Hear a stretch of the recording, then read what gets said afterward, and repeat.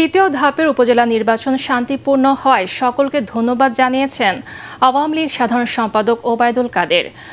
একটি বিচ্ছিন্ন ঘটনা ছাড়া এই নির্বাচন শান্তিপূর্ণ ছিল বলেও দাবি করেছেন তিনি।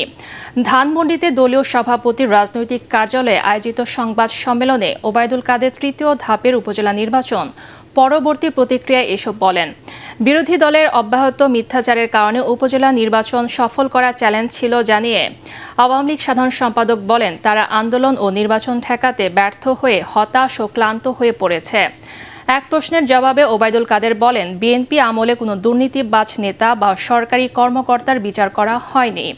দুর্নীতির বিষয়ে বর্তমান সরকার জিরো টলারেন্স দেখাচ্ছেন বলেও উল্লেখ করেন তিনি।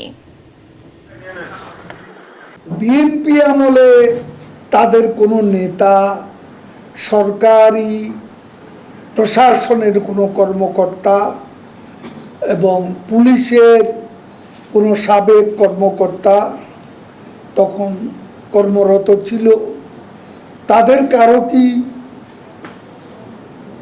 ইম্পিউনিটি কালচার তারা গড়ে তুলেছিল?